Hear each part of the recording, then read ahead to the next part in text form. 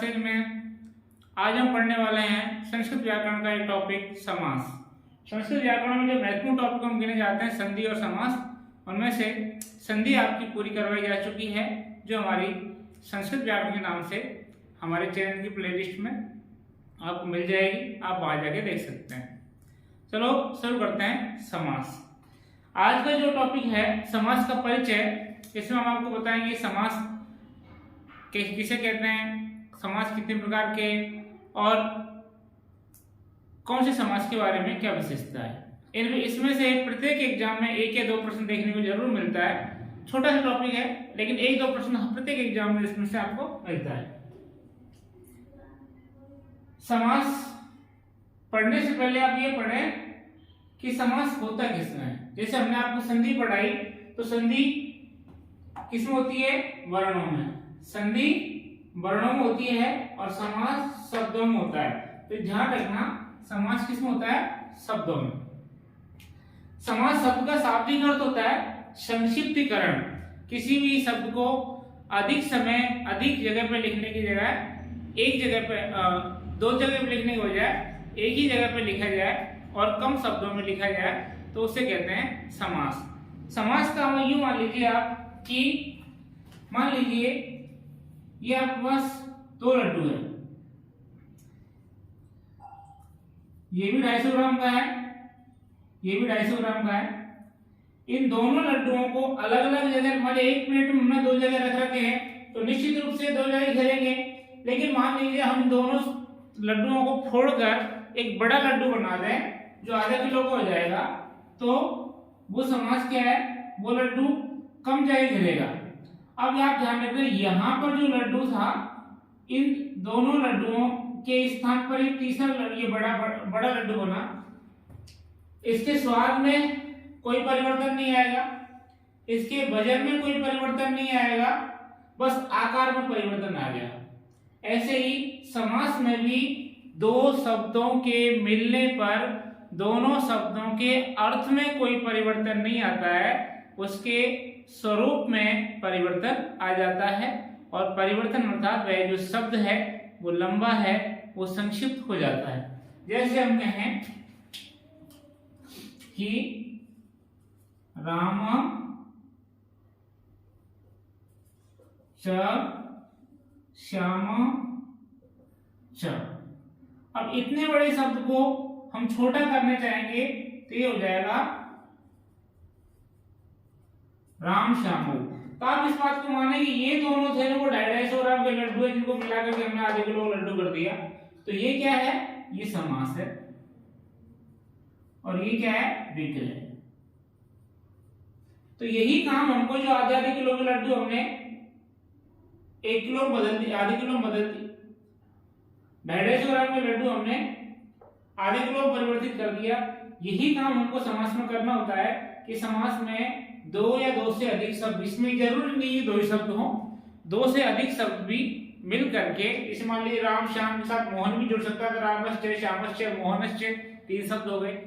तो अनेक पदों को मिलाकर, इसलिए कहा गया है जब अनेक पद मिलकर एक पद हो जाते हैं समास कहलाते हैं। अनेक पद मिलकर के एक पद हो जाते हैं तो समास कहलाते हैं। और वही समास जब उसको हम टुकड़ों में बांट देते हैं तो वही विग्रह कहलाता है।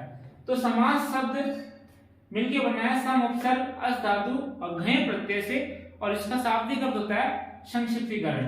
एक प्रश्न आपको यही मिल जाएगा, समास किसे कहते हैं? वो ये रहा। समास किसमें होता है?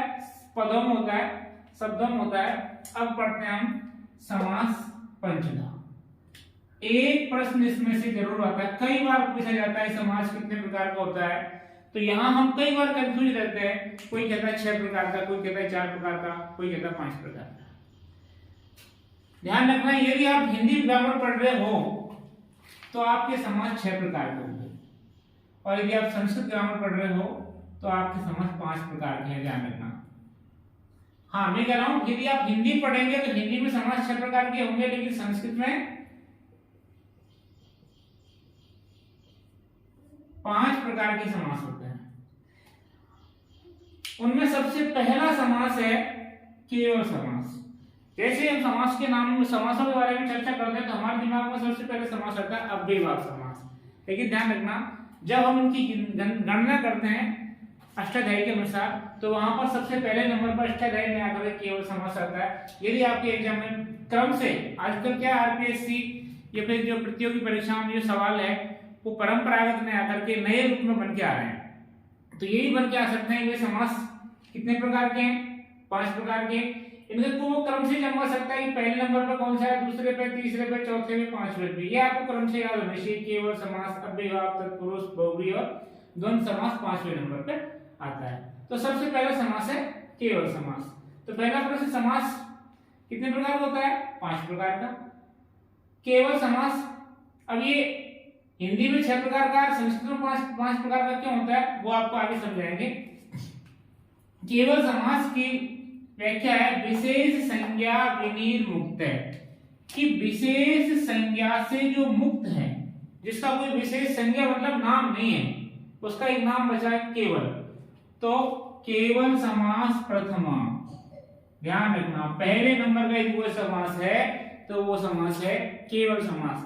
आपसे परीक्षा में पूछ लिया जाए कि सबसे पहले नंबर संस्कृत व्याकरण में जो समासों की गिनती में गणना में सबसे प्रथम स्थान पे जो समास आता है उसका नाम क्या है, तो वो है केवल समास। अगला है अव्ययभाव समास। जब भी हम समास करते हैं तो ध्यान रखना 2 पद होते हैं,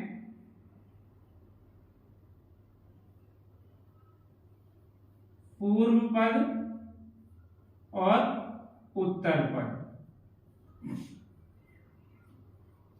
पहला पद और बाद वाला पद। यदि पूर्व पद और उत्तर पद के पीछे ही आपके जो सारे समास है घूमेंगे, ये कहता है अव्ययभाव समास प्रायेण पूर्व पदार्थ। बस आप इसी को रेखांकित करें, एक प्रश्न तो आपको यही हो गया।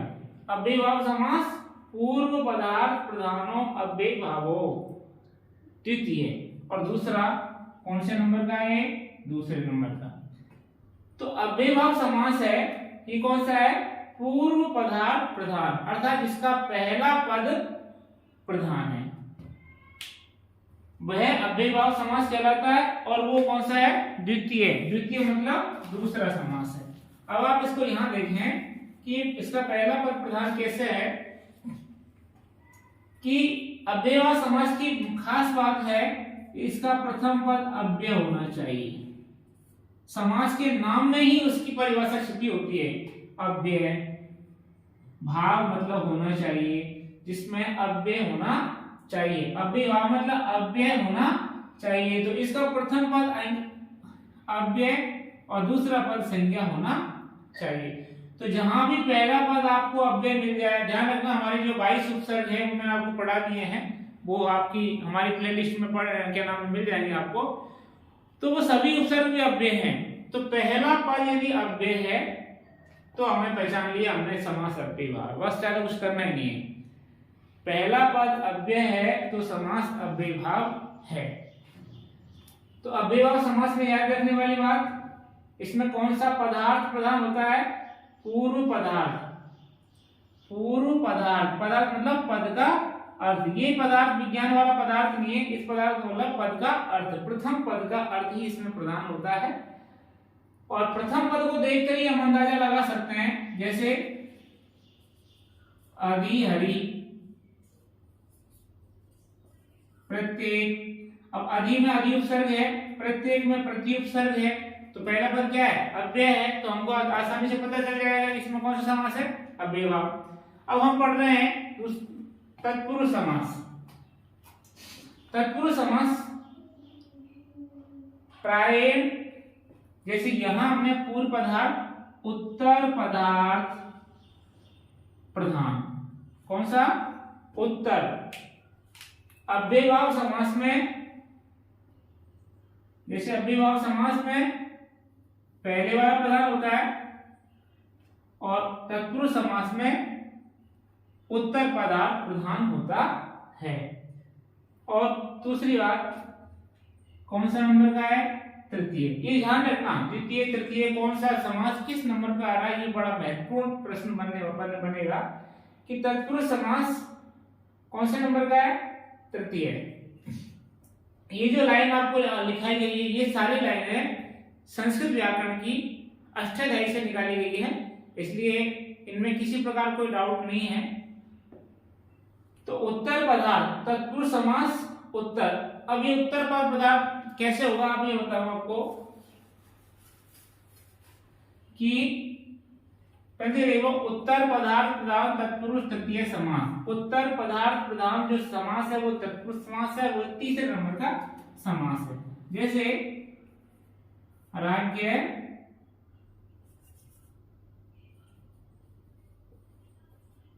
राजपुरुष,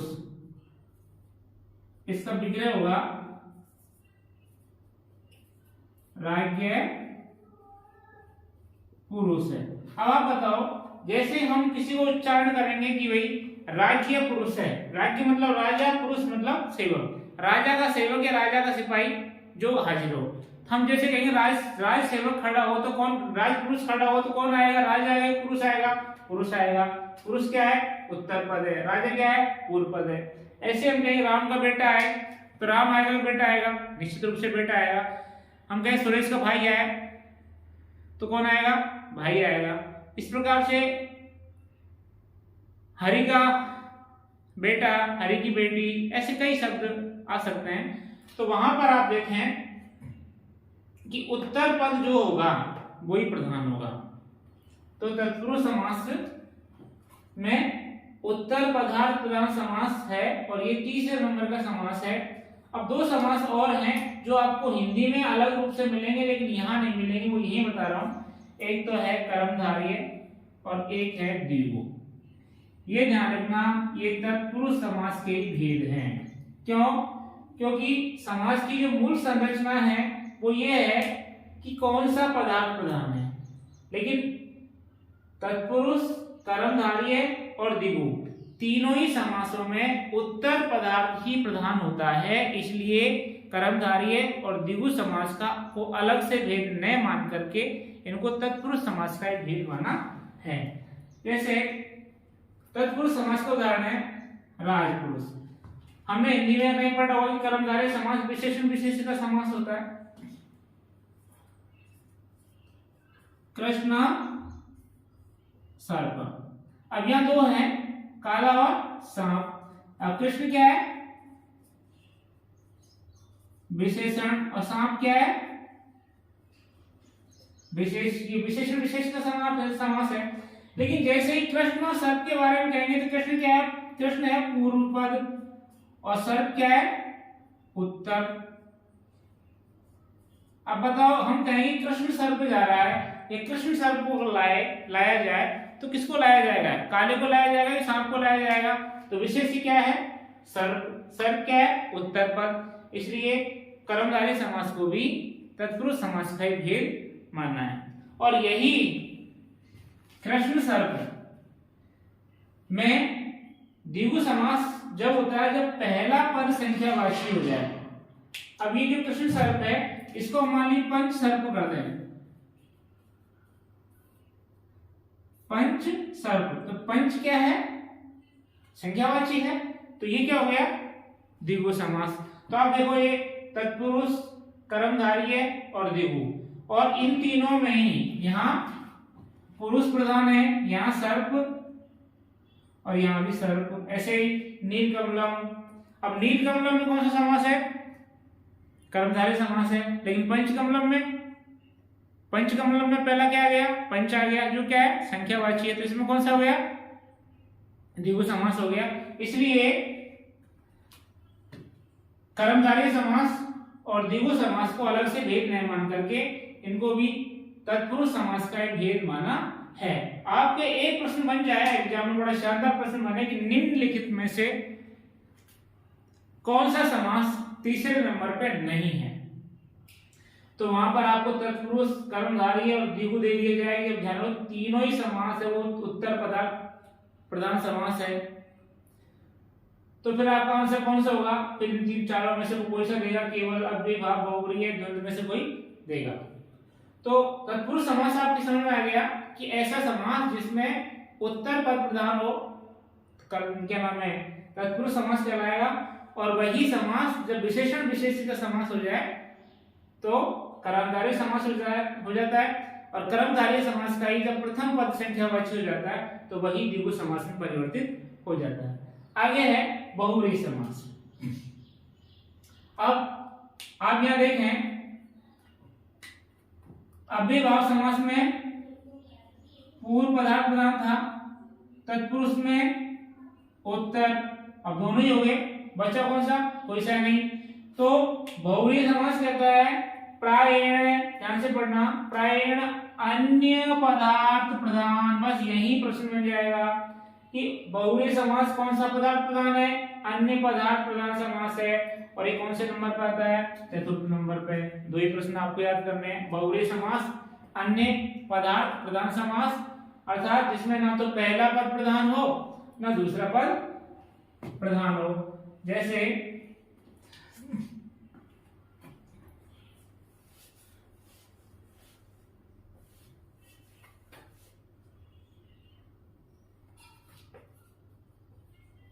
दशानन,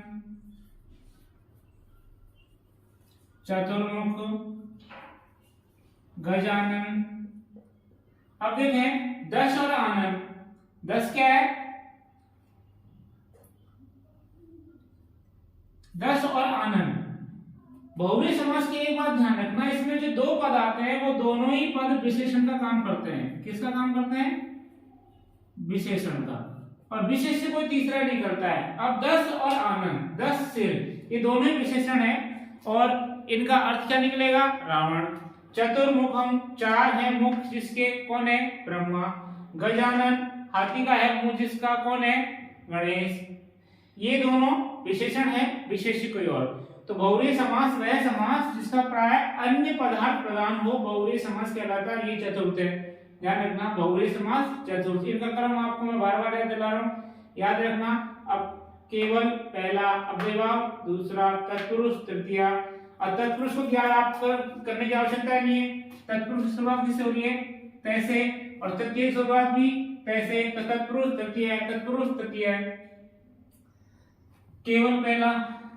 अब आते हैं द्वंद्व समास में। तो अव्ययभाव समास आपका पूर्व पदार्थ, तत्पुरुष, उत्तर, बहुव्रीहि, अन्य पदार्थ और द्वंद्व उभय। उभय मतलब इसमें दोनों ही पदार्थ प्रधान होते हैं। प्रायेण उभय पदार्थ प्रधान, प्राय उभय मतलब दोनों पदार्थ जहां प्रधान हो, द्वंद्व समास कहलाता है। और द्वंद्व समास कौन सा है, पंचमा, पांचवा। द्वंद्व मतलब पांचवा। और द्वंद्व समास की जैसा कि इसमें द्व और द्व, दो और दो, इसलिए इसका नाम पड़ा द्वंद्व समास। अब यहाँ दो तो कम से कम होते हैं, दो, और दोनों ही प्रधान कैसे होते हैं, जैसे आपको पता है राम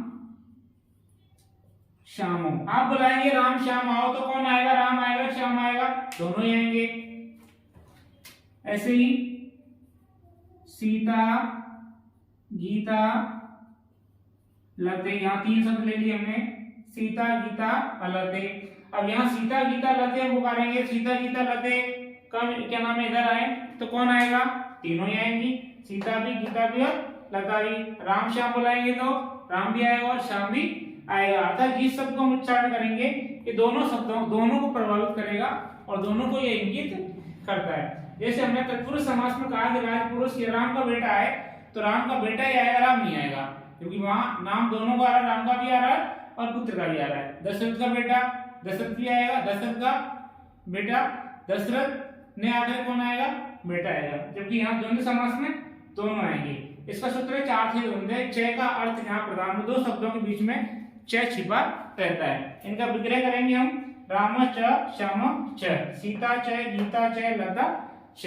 तो ये आपके द्वंद्व समास जो कौन सा प्रधान है, उभय पदार्थ प्रधान समास है, और कौन सा है, पंचमा। ये आपके समासों के बारे में एक सामान्य परिचय। उम्मीद है कि आपको ये पसंद आया होगा। समास के सभी वीडियो आपको क्रमशः डाले जाएंगे। इसलिए हमसे जुड़े रहने के लिए आप हमारे चैनल को, यदि आपने अभी तक सब्सक्राइब नहीं किया है तो अभी इसको सब्सक्राइब करें, लाइक करें और अपने मित्रों के साथ शेयर करें, जिससे और बेल आइकन को प्रेस कर दें, जिससे कि हमारे आने वाली वीडियो का नोटिफिकेशन आपके पास पहुंच सके। और आने वाली जो रीट 2022 राजस्थान की परीक्षा है उसमें संस्कृत व्याकरण और हिंदी व्याकरण दोनों ही आपको इस चैनल पर पढ़ाई जा रही है। उसके कुछ वीडियो जो आपको प्लेलिस्ट में है वहां पे जाके आप देख सकते हैं। धन्यवाद, आपका दिन शुभ हो।